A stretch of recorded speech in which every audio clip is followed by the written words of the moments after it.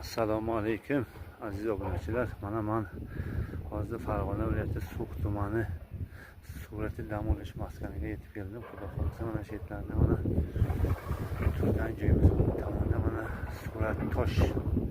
surati marmar toshlar bor mana bu joylarda.